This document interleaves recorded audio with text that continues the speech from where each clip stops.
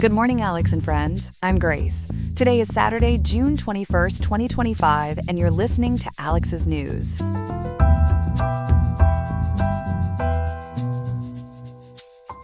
The weather in Riverside will see a comfortable high of 78.5 degrees Fahrenheit today, with overnight temperatures dropping to a low of 61.5 degrees. It sounds like a pleasant day for outdoor activities, so make the most of it. Coming up on Alex's News, we'll be breaking down the latest developments in the escalating conflict between Israel and Iran, exploring what key factors and actions you should be watching. We'll also unpack the intricacies behind the Republican tax and spending overhaul, examining why it is proving to be such a complex issue. All these stories and more are coming up after the break on Alex's News. Don't go anywhere.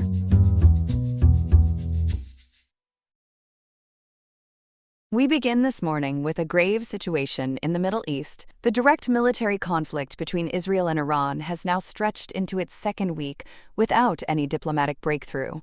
For more, we turn to our reporter Ethan. Ethan, can you set the stage for us? Grace, this conflict, which many feared, began on June 13, 2025, with Israeli airstrikes. According to U.S. News and World Report, click on Detroit and the Hindu Business Line. It's now in its second week, causing significant casualties and deepening regional instability. What is Israel's objective in this prolonged campaign? Prime Minister Benjamin Netanyahu aims to destroy Iranian nuclear sites, enrichment facilities, and missile infrastructure, calling them an existential threat. The military vows a prolonged campaign that will continue for as long as it takes, as reported by U.S. News and World Report. What specific military actions have we seen recently? Israeli forces struck an Iranian nuclear research facility in Isfahan overnight, specifically targeting two centrifuge production sites for the second time, according to U.S. News and World Report.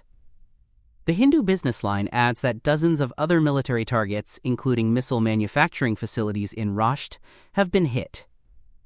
Israel claims it has taken out over 50% of Iran's missile launchers, creating a strategic, quote, bottleneck, end quote. And what about targeted eliminations of key figures? That's continued, Grace. 3 senior Iranian commanders were killed overnight, according to U.S. News and World Report. This includes Saeed Izzadi, a Quds Force commander linked to financing and arming Hamas, and Behnam Shahrayari, who transferred weapons to Hezbollah. These operations follow earlier eliminations of top military leaders, also reported by U.S. News and World Report. How has Iran retaliated to these heavy strikes? Iran has launched over 450 missiles and 1,000 drones since the conflict began, according to U.S. News and World Report. While many were intercepted, some caused damage. A missile struck Haifa, wounding at least 31 people. And Iran's internet has been shut off for over 48 hours, notes the Hindu Business Line.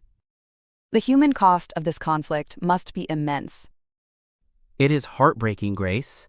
In Iran, at least 657 people, including 263 civilians, have been killed, with over 2,000 wounded.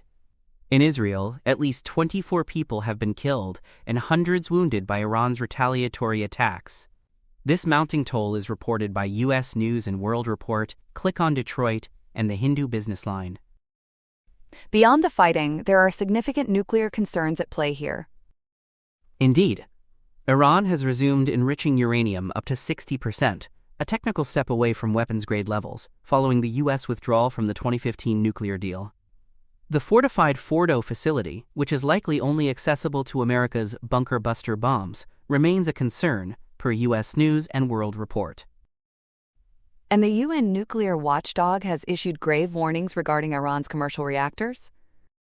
Yes, Rafael Grossi of the International Atomic Energy Agency warned against attacking commercial reactors like the Bushehr plant, fearing a, quote, quote, quote, very high release of radioactivity, according to Click on Detroit. However, a senior advisor to Iran's supreme leader reportedly threatened Grossi for his statements, suggesting a nuclear winter of discontent from Tehran. Have diplomatic efforts yielded any fruit? Unfortunately not, Grace. 4 hours of talks yesterday, June 20th, 2025, in Geneva between European ministers and Iran's top diplomat produced no breakthrough. Iran refuses to negotiate with the U.S. while attacks continue, and no future talks are set, says the Hindu business line. So peace talks are not exactly blooming right now. What about the U.S. position in all of this?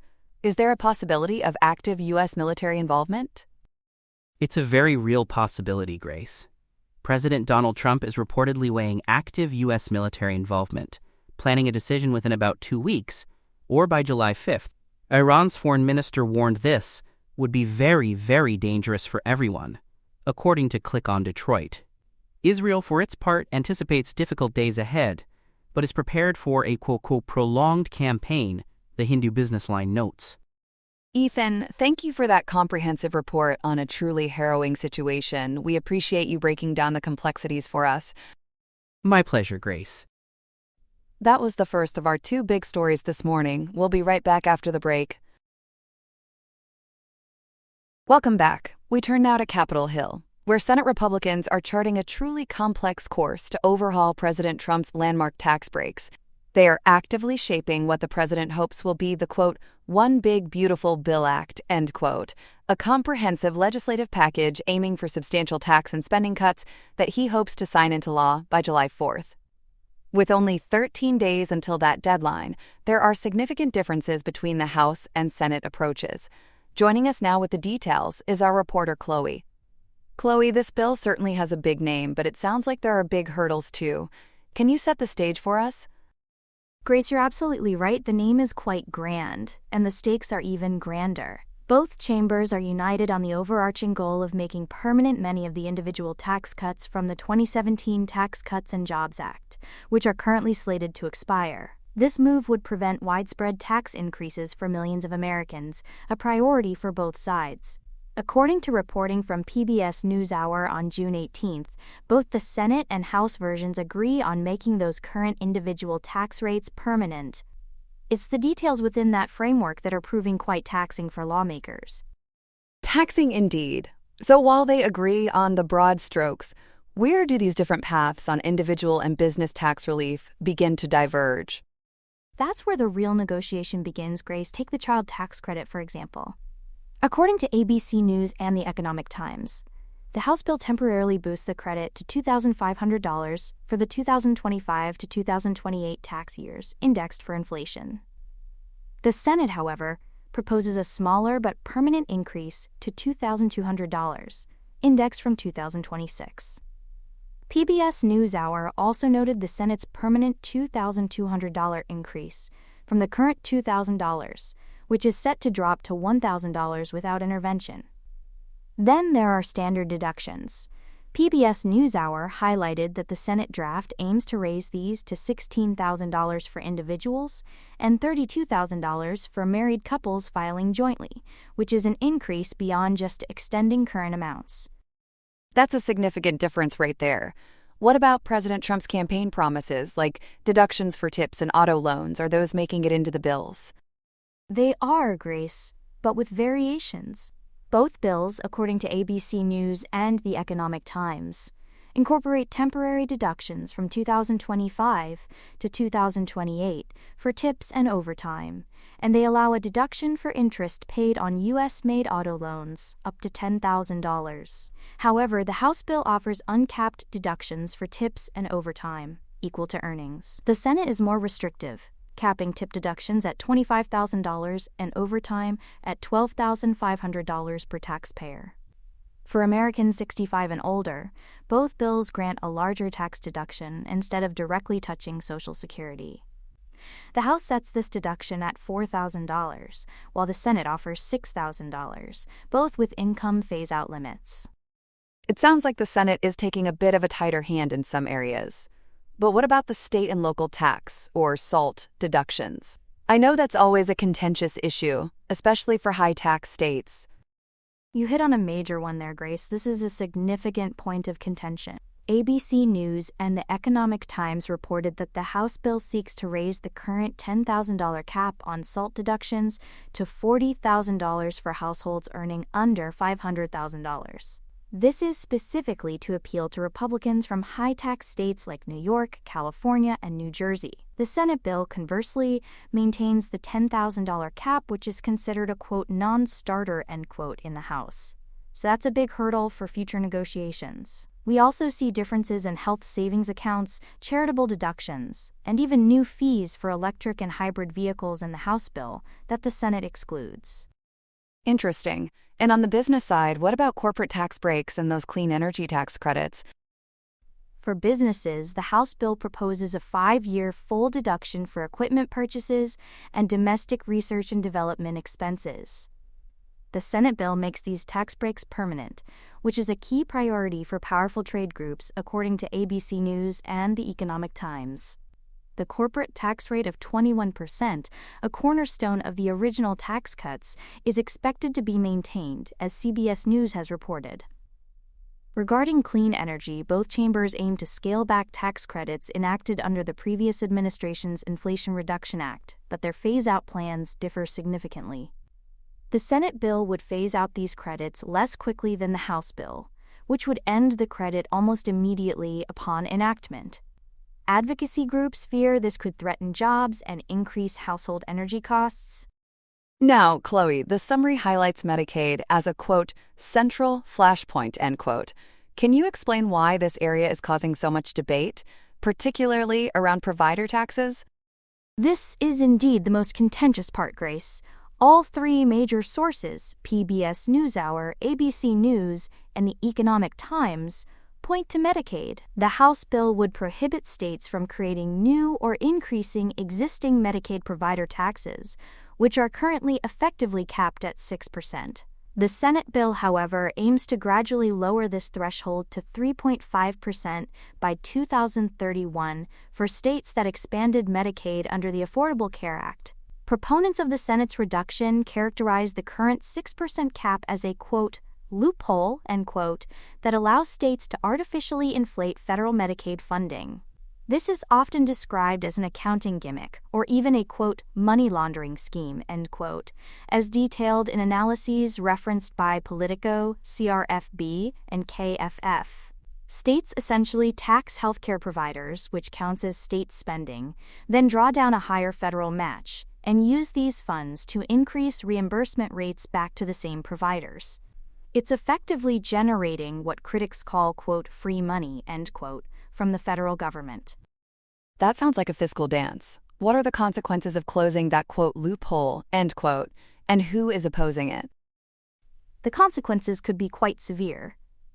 Industry groups warn the Senate's proposal could lead to significant Medicaid program cuts and negatively impact rural hospitals. Senator Josh Hawley of Missouri, for example, expressed strong criticism to PBS NewsHour, stating he and President Trump were surprised by the provider tax change and its potential ramifications for rural hospitals, asserting, quote, if we pass this as it is, there's going to be a lot of rural hospitals in Missouri that close, end quote. Other senators, including Lisa Murkowski of Alaska, Jerry Moran of Kansas, and Susan Collins of Maine, have also openly questioned these Medicaid cuts. State officials are very concerned. North Carolina, for instance, collects over $2.5 billion annually through these taxes, and a 1 percentage point reduction could mean a loss of over $1 billion federal dollars, according to North Carolina Health News. California estimates netting nearly $9 billion from its managed care plan tax this fiscal year alone, according to California Healthline.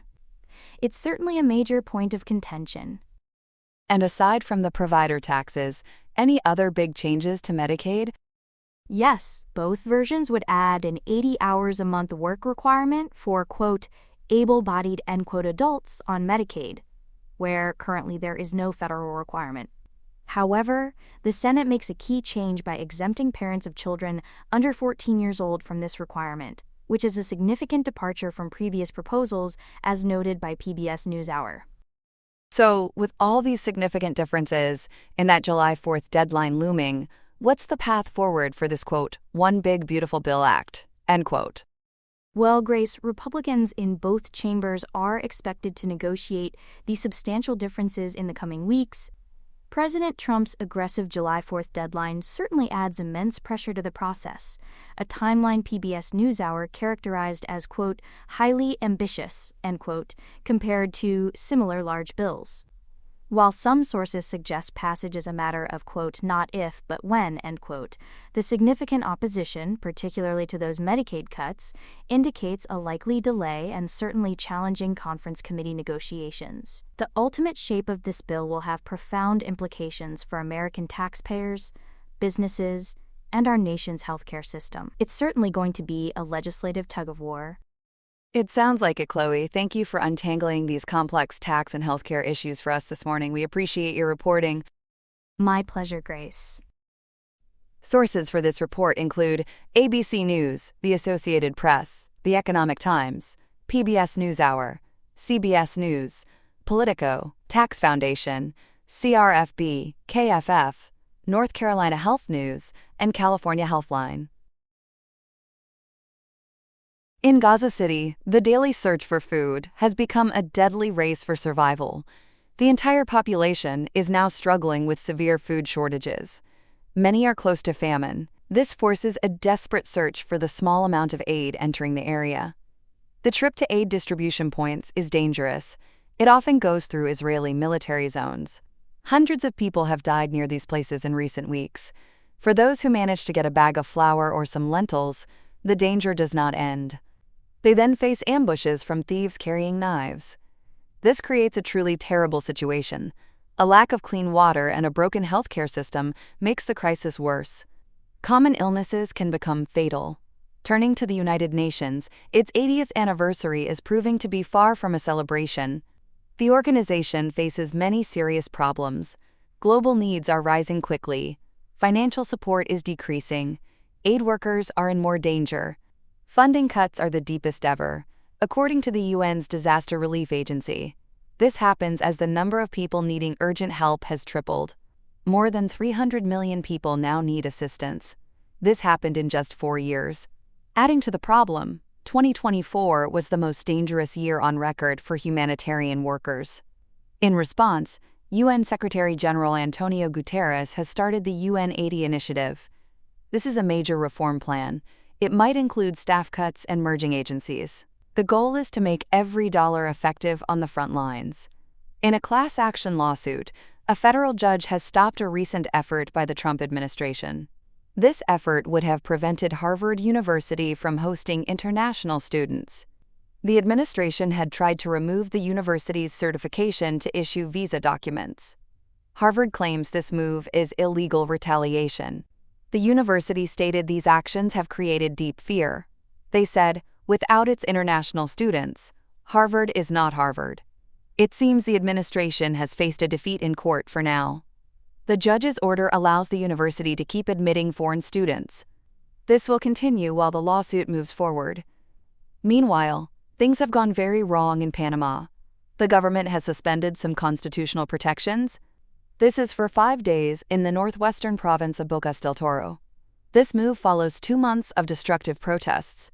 These are against a pension reform law. Striking workers at a local Chiquita banana plantation largely led them. This happened after thousands were fired. This situation is not good. It escalated to protesters damaging the local airport and company facilities. The clashes have tragically resulted in at least 1 death. About 30 people were injured. Finally, in Syria, the UN's refugee chief is describing a situation. It is both fragile and hopeful. More than 2 million Syrians have returned home since the fall of the Assad regime. But their future is uncertain. High Commissioner Filippo Grandi warns that without major international support, without it, rebuilding the war-torn nation will be difficult. The joy of returning could be short-lived. Those who return home face a severe lack of housing, jobs, electricity, and clean water. The foundation for a stable future is still being built. Grandi is asking for international aid. This is to ensure returnees are not forced to move again. That's all we have for now. Today's episode was made by Alexander King with Claude Sonnet 4.0, Gemini Pro 2.5, Gemini Flash 2.5, and Google Cloud Text-to-Speech. I hope you have a great day. I'll see you tomorrow, Alex.